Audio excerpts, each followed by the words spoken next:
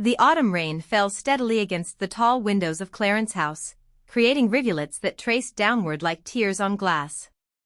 Inside the historic residence, King Charles III stood motionless in his private study, his weathered hands clasped behind his back as he gazed out at the grey London afternoon.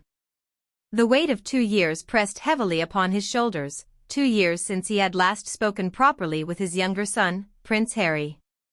The ornate clock on the mantelpiece ticked away the minutes with mechanical precision, each sound echoing through the silence that had become all too familiar in recent months. Charles had grown accustomed to this solitude, this aching absence that seemed to permeate every corner of his carefully ordered world. Yet today felt different somehow, charged with an electricity that made his pulse quicken despite his advancing years.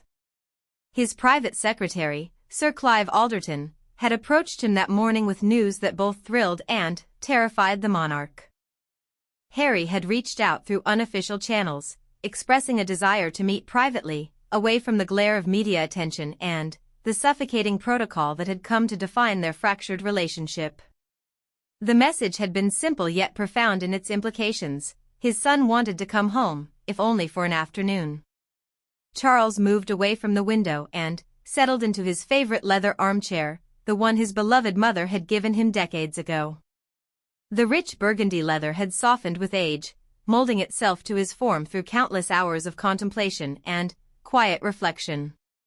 He picked up a silver-framed photograph from the side table, one that showed a much younger version of himself with Diana and their 2 young sons. Harry could not have been more than 8 years old in the picture, his gap-toothed grin infectious as he clutched a muddy football, his red hair tousled from an afternoon of play. How different everything had been then, Charles thought with a deep sigh that seemed to emerge from the very depths of his soul. The boys had been inseparable, William and Harry against the world, their laughter filling the halls of Kensington Palace like music. Diana had been radiant in those early days of motherhood, her natural warmth and genuine affection for their children creating a sanctuary of love that seemed unbreakable. But time, Charles knew all too well, was the great destroyer of innocence.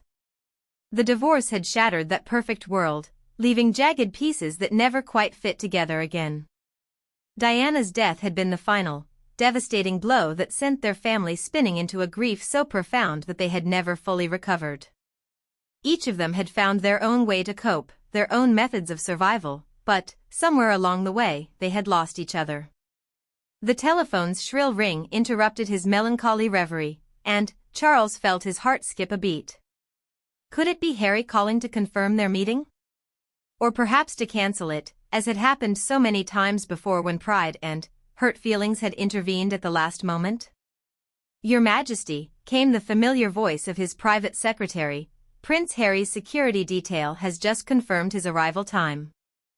He will be here within the hour, and he has specifically requested that the meeting remain completely private. No staff present except for the minimal security required." Charles closed his eyes and felt a surge of emotion so powerful it threatened to overwhelm him. His son was actually coming. After 2 years of painful silence, punctuated only by terse communications through lawyers and official statements, Harry was choosing to bridge the chasm that had opened between them. "Thank you, Clive," Charles managed, his voice slightly hoarse with emotion. "Please ensure that we are not disturbed under any circumstances. This conversation has been far too long in coming." As he hung up the phone, Charles found himself transported back to another rainy afternoon, nearly 30 years ago, when a young Harry had burst into this very same study, tears streaming down his face after a particularly brutal day at school. The boy had been mercilessly teased about his parents' very public marital troubles, and he had sought refuge in his father's arms, his small body trembling with hurt and confusion. Charles remembered how he had held his son that day, stroking his red hair and whispering words of comfort, promising that everything would be all right even as his own world crumbled around him. He had failed to keep that promise, and the guilt of that failure had haunted him every single day since. The king rose from his chair and began to pace the length of his study, his mind racing with all the things he wanted to say, needed to say, but feared he might never find the courage to voice. how do you apologize for a lifetime of mistakes?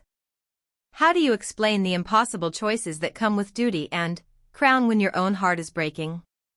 How do you tell your son that you love him more than life itself when your actions have suggested otherwise?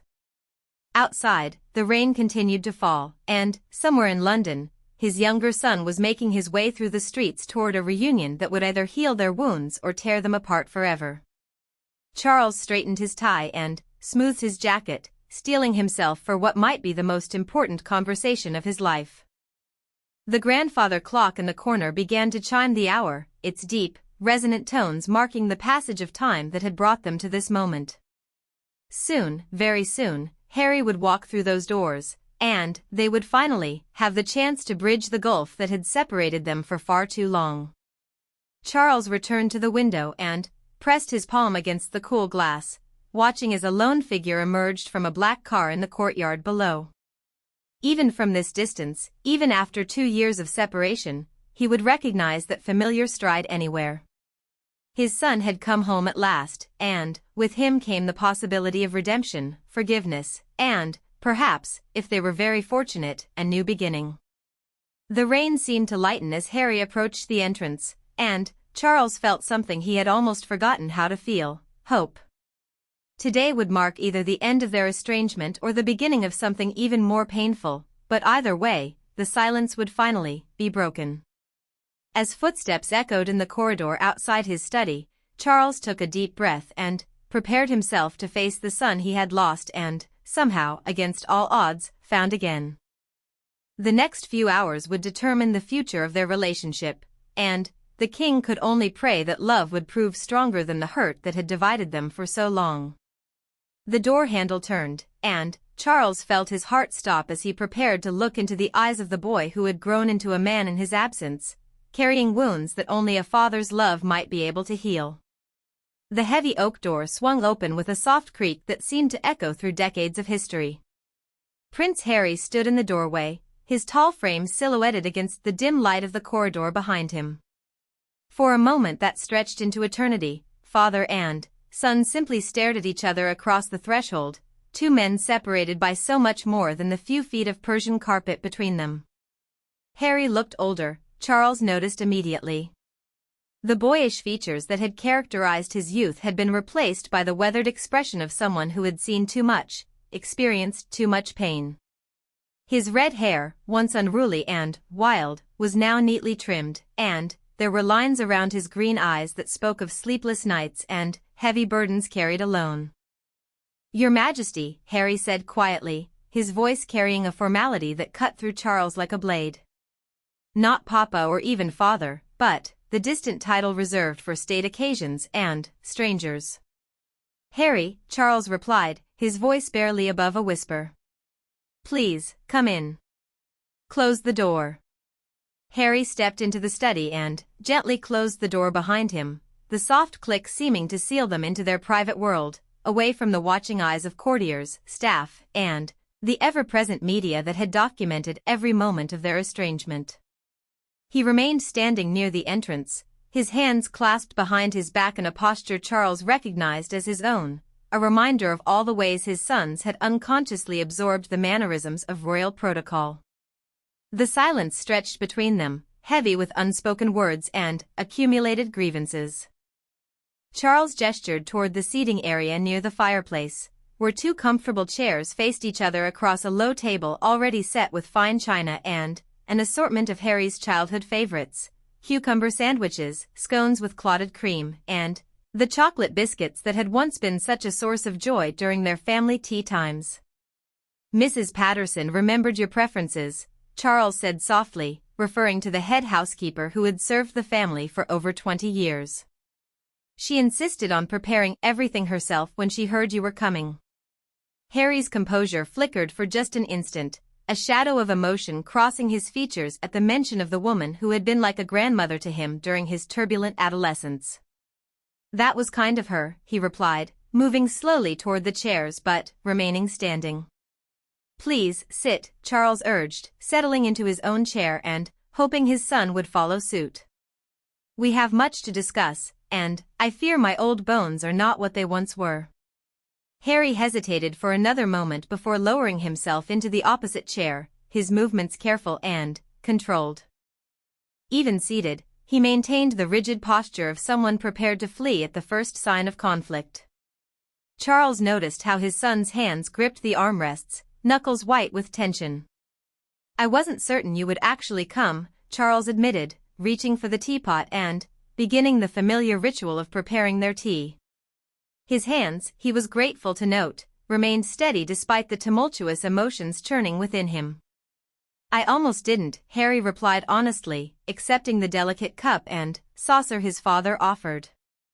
"I've started to drive here a dozen times over the past 2 years. Each time, I found a reason to turn back." Charles nodded, understanding flooding his features. "What changed today? What brought you here now?"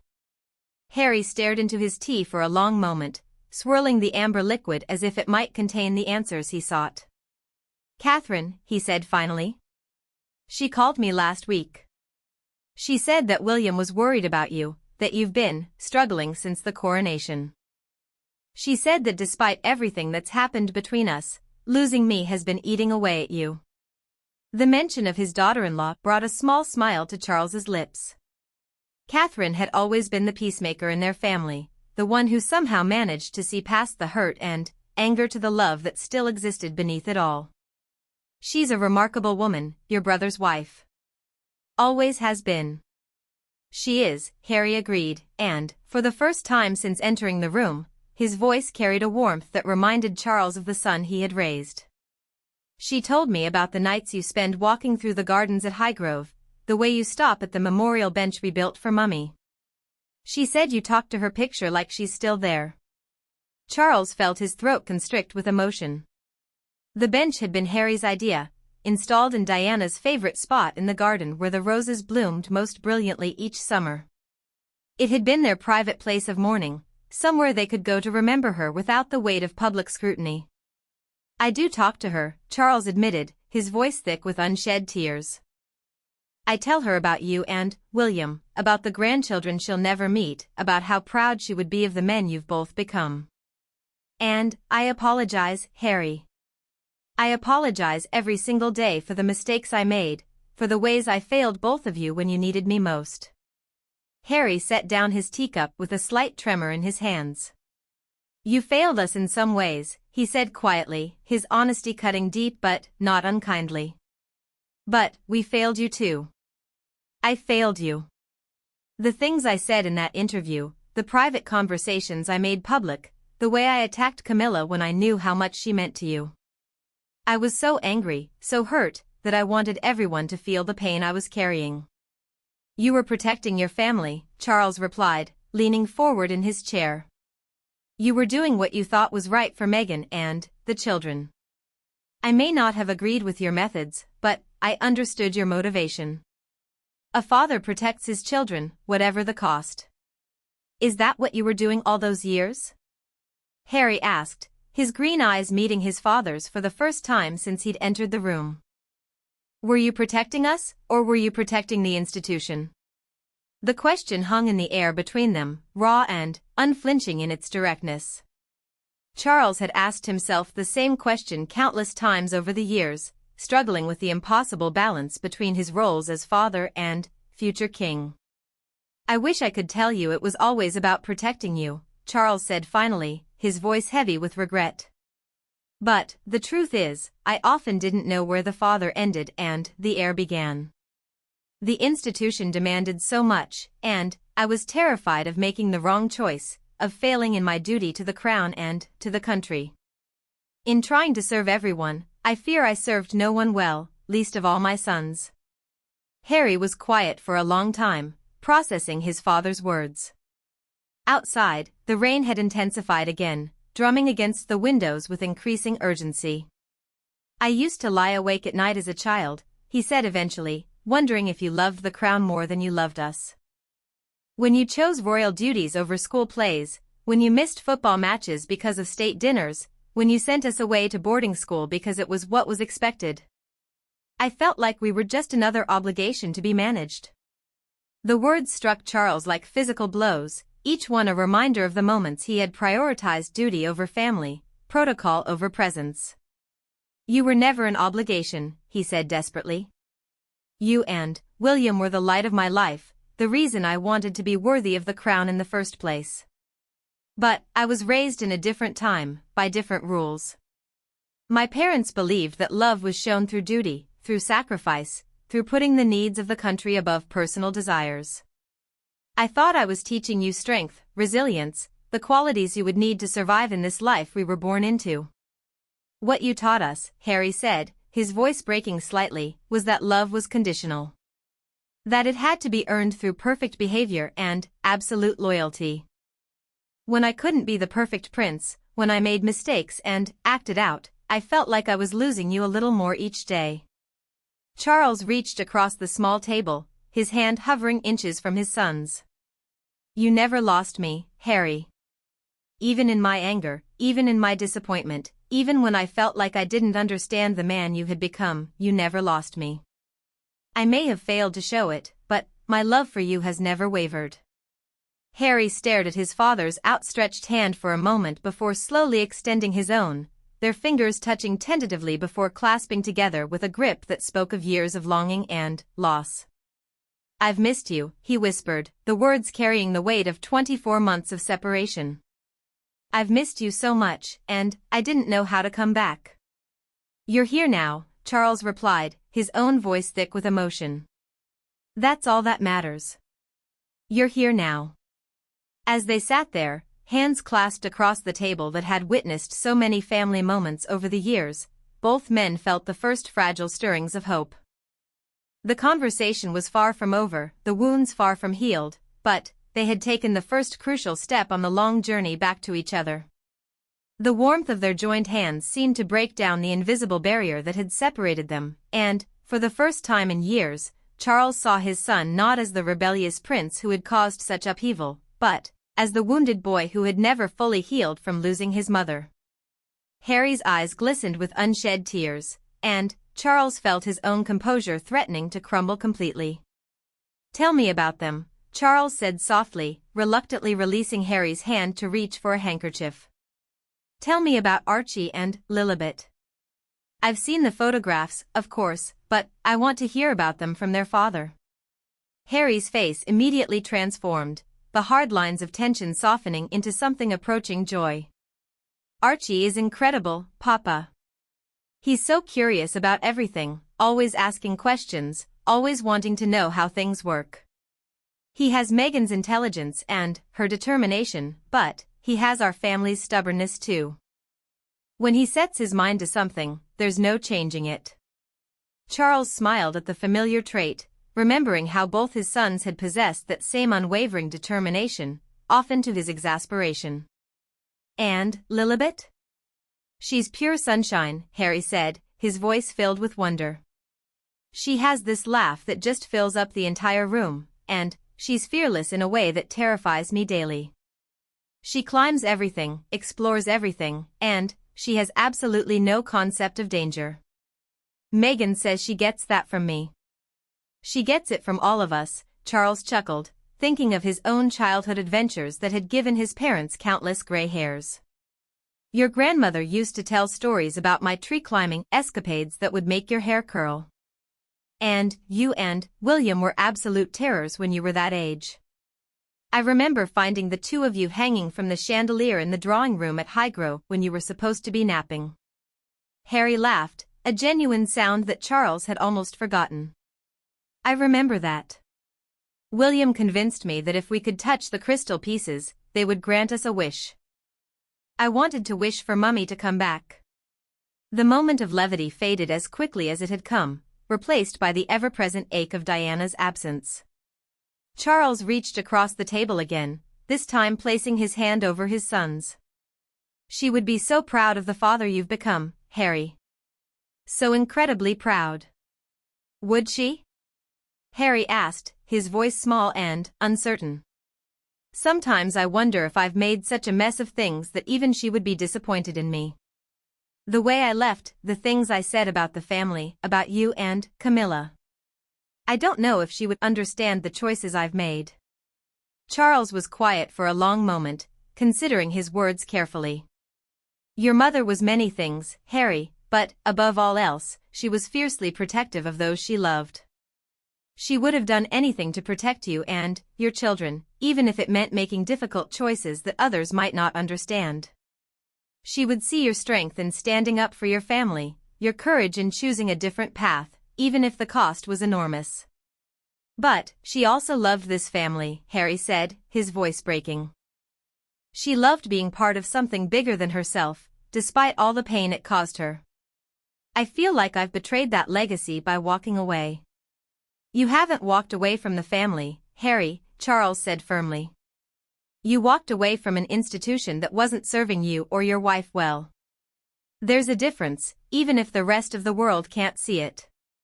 You're still my son, still William's brother, still a father raising children who carry our bloodline and our values. Geography doesn't change that. Harry wiped his eyes with the back of his hand, a gesture so reminiscent of his childhood that Charles felt his heart ache with love and regret.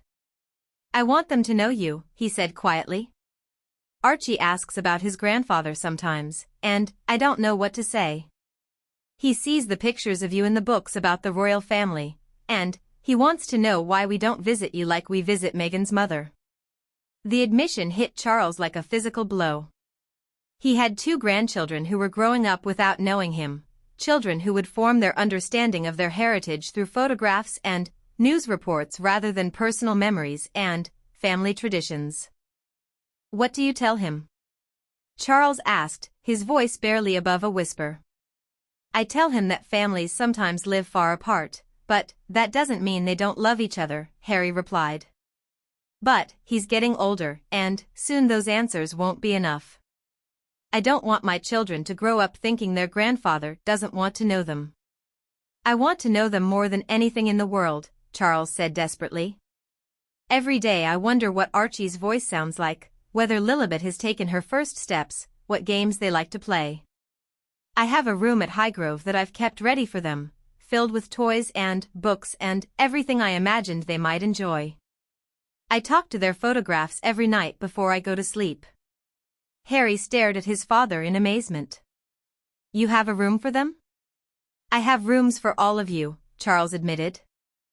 Your old room exactly as you left it, William's room for when he brings the children, and 2 new rooms that I decorated myself, hoping that you might come home. The image of his father, the King of England, carefully choosing toys and arranging furniture for grandchildren he had never met, was almost more than Harry could bear. Papa, he whispered, the childhood name slipping out unconsciously for the first time since his arrival. I've made so many mistakes, Harry, Charles continued, his composure finally cracking completely. I failed you as a boy when you needed me most, and I failed you as a man when you were trying to protect your own family. I let protocol and tradition and the fear of setting precedents cloud my judgment when I should have been fighting for you the way you were fighting for Meghan and the children. You couldn't have changed what happened, Harry said, though his voice lacked conviction. The press, the institution, the way they treated Meghan, it was bigger than any one person could control. I was the head of that institution, Charles replied firmly. I had more power than I used, more influence than I leveraged. I could have done more to protect her, to protect all of you. Instead, I let advisors convince me that weathering the storm quietly was the best course of action. I prioritized the stability of the monarchy over the well-being of my own family, and I will regret that for the rest of my life. Harry leaned back in his chair, processing his father's words. For 2 years, he had carried the anger and hurt of feeling abandoned by the family he had served faithfully for decades. To hear his father acknowledge his failures, to admit that he could have done more, was both healing and devastating. There were days, Harry said slowly, when I wondered if you would choose the crown over us every single time. When the palace released statements that contradicted what I knew to be true, when courtiers leaked stories that painted Meghan in the worst possible light while protecting others who had done far worse. I felt like I was watching my father choose his duty over his son's all over again. Charles nodded, understanding flooding his features. I can see how it would feel that way. The machinery of the monarchy has its own momentum, and sometimes it moves without my direct knowledge or approval. But that's not an excuse. I should have been more vigilant, more involved in every decision that affected you and your family. I should have remembered that being king doesn't mean being passive. I never wanted to leave, Harry admitted, his voice breaking. I loved my work, my military service, the charities, the sense of purpose that came with serving others. But I couldn't stay in a system that was slowly destroying my wife and threatening my children's future happiness. I couldn't watch Meghan suffer the way Mummy did. The comparison hung in the air between them, stark and undeniable. Charles closed his eyes, remembering Diana's struggles with the media attention, the protocol, the suffocating expectations that had ultimately contributed to her decision to step back from royal duties. History had repeated itself, and he had been powerless to stop it. I see her in Meghan sometimes, Charles said quietly. The same grace under pressure, the same determination to do good in the world, the same vulnerability beneath the strength. I failed to protect your mother adequately, and then I failed to protect your wife. I understand why you felt you had no choice but to leave. Harry reached for his tea with trembling hands, needing something to do with his emotions while he processed his father's words. I thought you would never understand. I thought you would see it as a betrayal, a selfish choice that put my family above my duty. Your first duty is to your wife and children, Charles said firmly. Everything else is secondary. I learned that too late with your mother, and I wasn't going to make the same mistake by demanding that you sacrifice your family for the sake of appearances. It broke my heart to see you go, but I understood why you had to. As the afternoon light began to fade outside the windows of Clarence house, father and son sat in the growing dusk, finally, beginning to understand each other after years of miscommunication and hurt. The conversation was far from over, and there were still wounds that needed healing, but for the first time in 2 years, both men felt the possibility of redemption within their grasp. The fire had burned low in the grate, casting dancing shadows across the walls of the study as evening approached. Neither man had made a move to switch on the electric lights, content to exist in the gentle twilight that seemed to soften the hard edges of their long-suppressed emotions. Harry had removed his jacket at some point during their conversation and sat now in shirt sleeves, his tie loosened, looking more like the son Charles remembered than the formal prince who had entered hours earlier.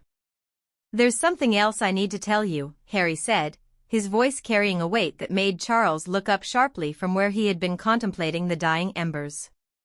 Something that's been eating away at me for months, and I don't know how to process it alone anymore. Charles straightened in his chair, sensing that whatever was coming would be significant. Tell me, son. Whatever it is, we'll face it together. Harry took a deep breath, his hands clasping and unclasping in his lap. Meghan is pregnant again, he said quietly, the words carrying a mixture of joy and profound sadness that Charles couldn't immediately understand. Harry, that's wonderful news, Charles began, but Harry held up a hand to stop him. She's due in the spring, Harry continued, his voice growing stronger.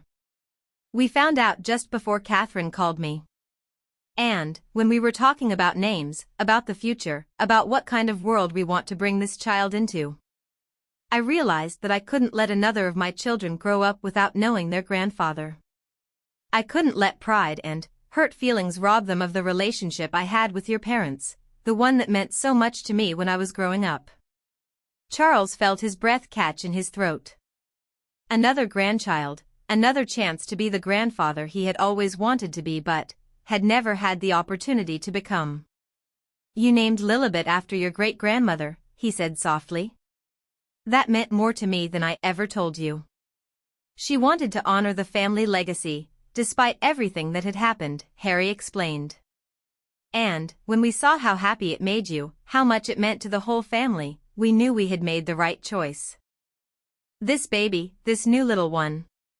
I want them to know where they come from, to understand the history and the responsibility and, yes, even the burden that comes with our name.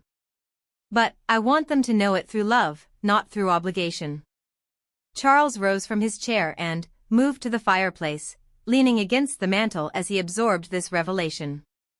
Another grandchild would mean another chance, another opportunity to break the cycle of distance and duty that had characterized so much of his own relationship with his children. "Have you told William?" Charles asked, turning back to face his son. "Not yet," Harry admitted. "I wanted to talk to you first.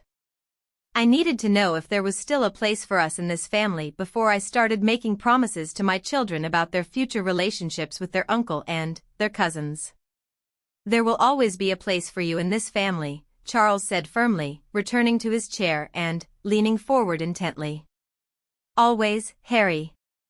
No matter what has happened, no matter what might happen in the future, you are my son and your children are my grandchildren. That will never change."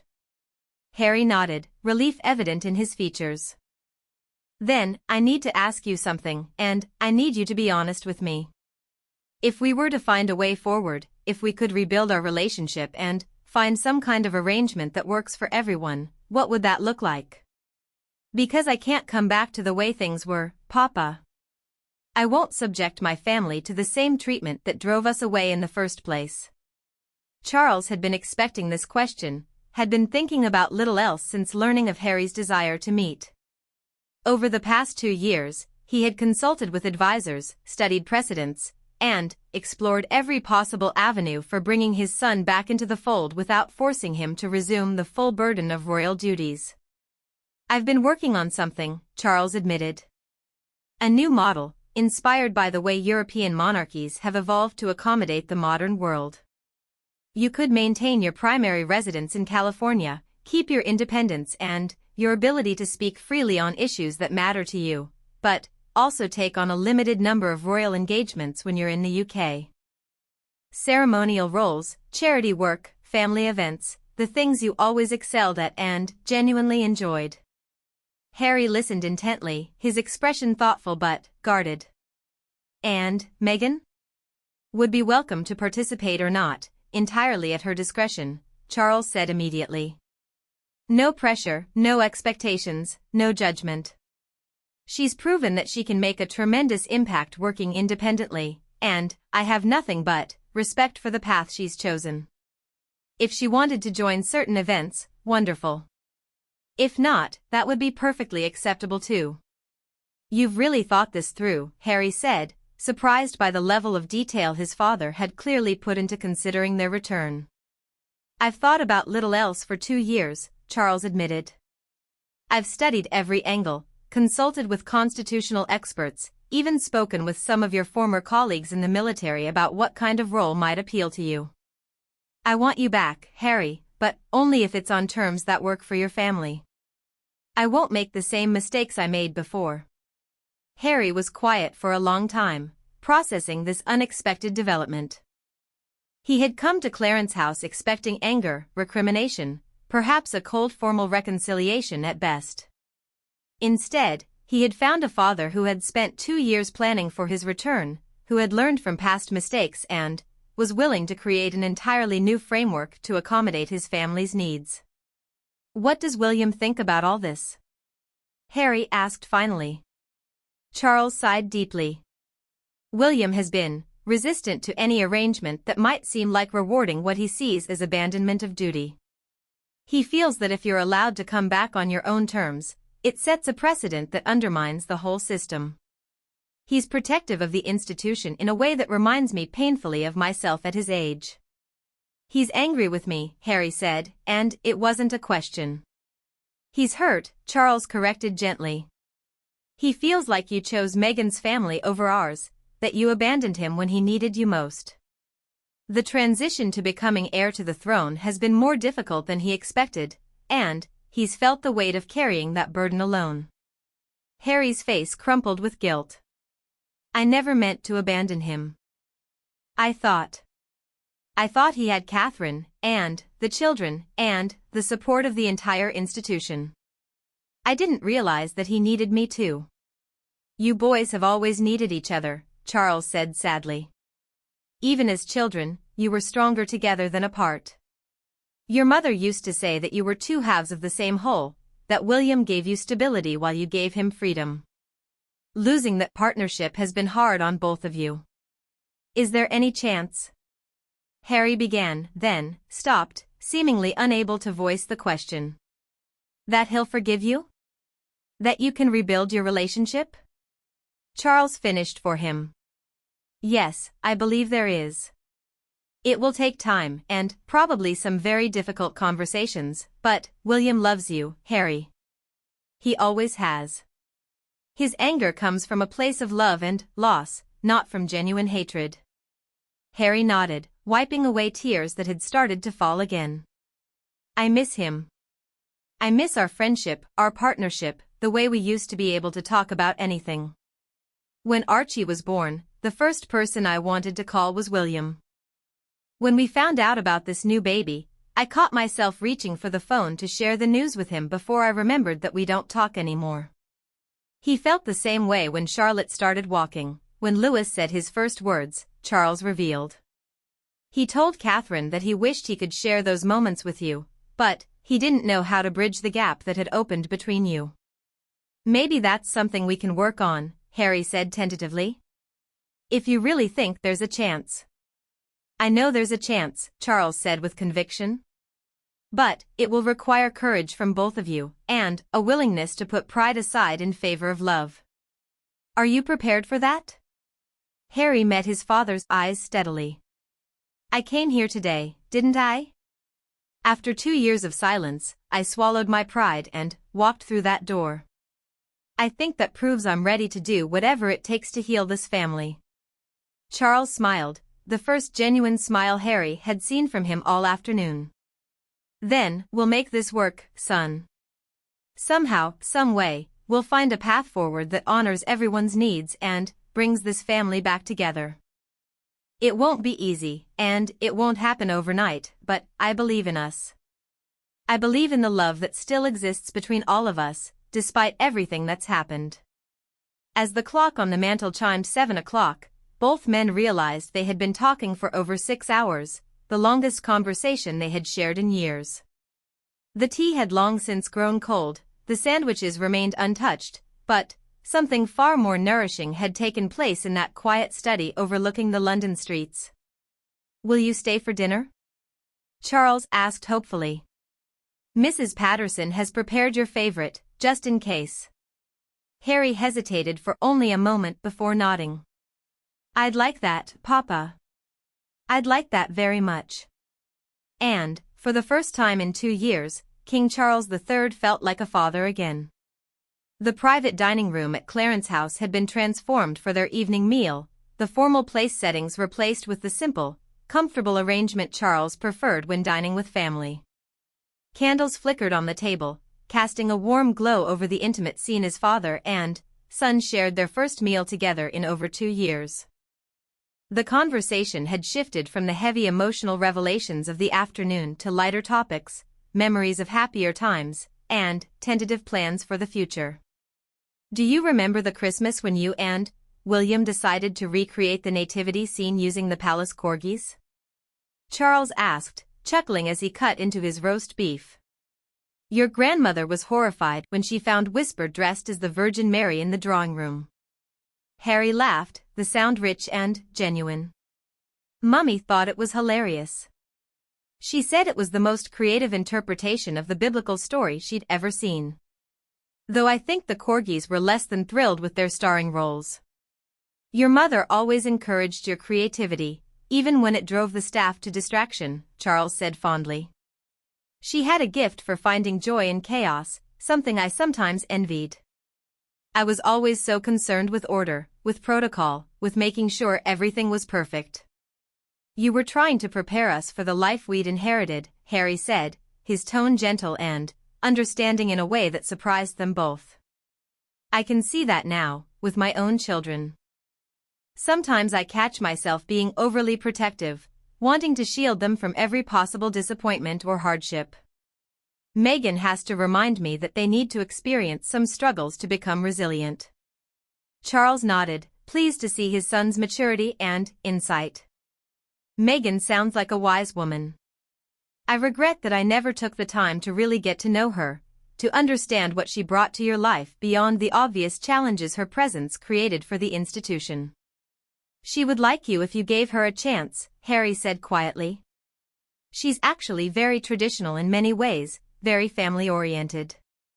She bakes cookies with the children, reads them bedtime stories, teaches them about their heritage on both sides.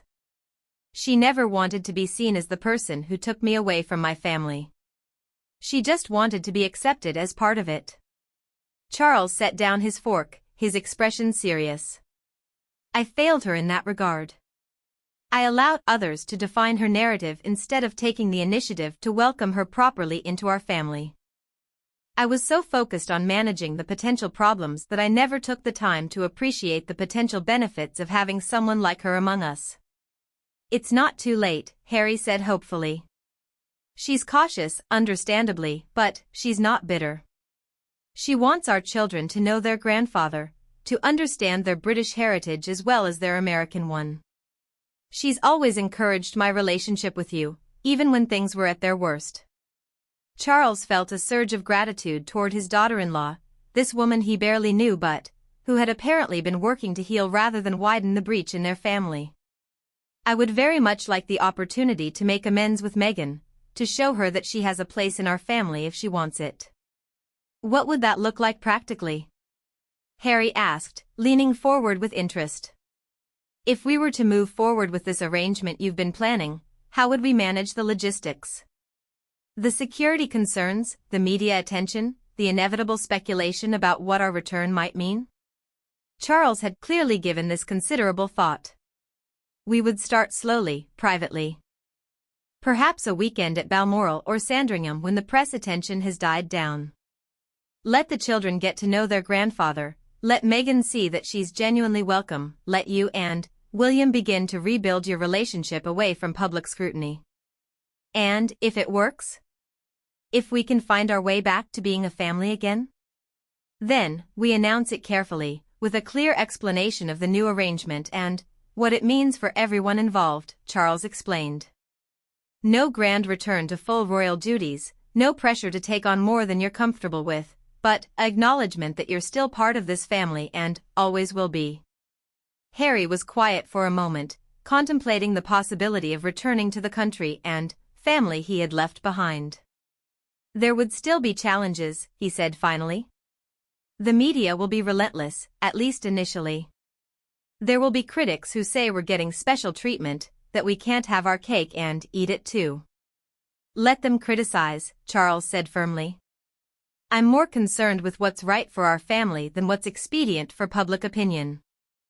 I've learned that trying to please everyone often means pleasing no one, and losing what matters most in the process.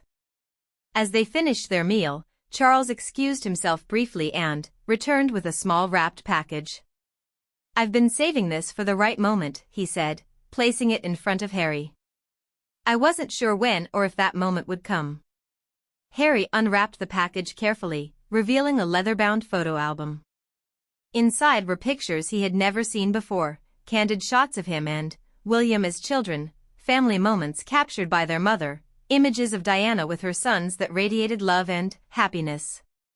She was always taking pictures, Charles explained softly. She said she wanted to document every moment, every milestone, because she knew how precious and fleeting those times were. I found these when I was going through her personal effects recently, and I thought you should have them. Harry turned the pages slowly, his eyes filling with tears as he saw his mother's handwritten captions beneath each photo. First day of school, my brave boys. Christmas morning chaos, wouldn't have it any other way.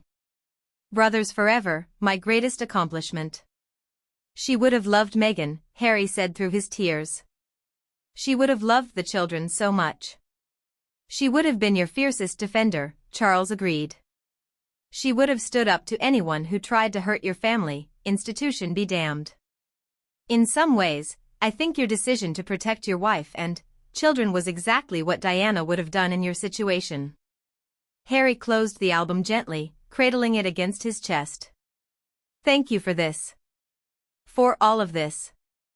I came here today thinking we might have a polite conversation and maybe agree to disagree more civilly. I never expected. Never expected what? Never expected to feel like I had my father back, Harry admitted. I've missed you, Papa. I've missed this family so much that sometimes it felt like physical pain. I didn't realize how much of myself I left behind when I walked away. Charles reached across the table and squeezed his son's hand. You didn't walk away, Harry. You took a different path, but you never really left. The love has always been there, waiting for us to find our way back to each other. As the evening drew to a close, both men knew that this was just the beginning of a long journey toward healing their relationship and their family. There would be difficult conversations ahead, complicated logistics to navigate, and probably setbacks along the way. But, for the first time in 2 years, there was hope. I should go, Harry said reluctantly as the clock struck 10. My security detail will be getting nervous, and I promised Megan I'd call before the children's bedtime. Of course, Charles said, though he was reluctant to see this magical day end. But, Harry, before you go, will you consider bringing the children to see me? Perhaps during their next school holiday? Nothing formal, just a grandfather meeting his grandchildren for the first time. Harry's face lit up with genuine joy. I would love that. Archie has been asking to meet the king his daddy works for. He doesn't quite understand the family connection yet, but he's fascinated by castles and crowns and all the pomp and circumstance. And I'm fascinated by him, Charles replied warmly. By all of them. I want to know everything about their personalities, their interests, their dreams. I want to be a proper grandfather, if you'll let me. I can't think of anything I'd want more, Harry said, standing and embracing his father for the first time since his arrival. The hug was tight, desperate, full of years of missed embraces and unspoken love. I love you, son, Charles whispered into Harry's ear. I have always loved you, and I always will. I love you too, Papa, Harry replied, his voice thick with emotion. Thank you for not giving up on us. As Harry prepared to leave, Charles walked him to the door personally, something that broke protocol but felt perfectly right. Call me when you get home, he said. And give my love to Megan and the children. I will, Harry promised. And, Papa? I think Mummy would be proud of us today. I think she'd be happy that we found our way back to each other. Charles smiled through his tears. I think you're absolutely right. As Harry's car disappeared into the London night, Charles stood in the doorway of Clarence's house feeling lighter than he had in years. The conversation had been everything he had hoped for and more. His son was coming home, not just physically but emotionally, and with him came the promise of a relationship with grandchildren who would grow up knowing their grandfather's love. The rain had stopped, and stars were beginning to appear through the clearing clouds. Charles looked up at the night sky and whispered a quiet thank you to Diana, wherever she was. Their family was going to be all right. After years of separation and sorrow, love had finally found a way to heal the wounds that duty and pride had created. Tomorrow would bring new challenges, difficult conversations with William, careful planning for the future, and the delicate process of rebuilding relationships that had been damaged by years of misunderstanding. But, tonight, Charles fell asleep knowing that his younger son was still his son, and that their story was far from over. In California, Harry sat in his garden under the stars, the photo album in his lap and his phone in his hand. He had already called Megan with the news, had heard her tears of relief and joy through the phone. Tomorrow he would begin the process of coming home, not to the life he had left behind, but to something new and better, something that honored both his loyalty to his father and his commitment to his wife and children. The prince had found his way back to the king, and, in doing so, both men had found their way back to being simply father and son. It was enough. It was everything.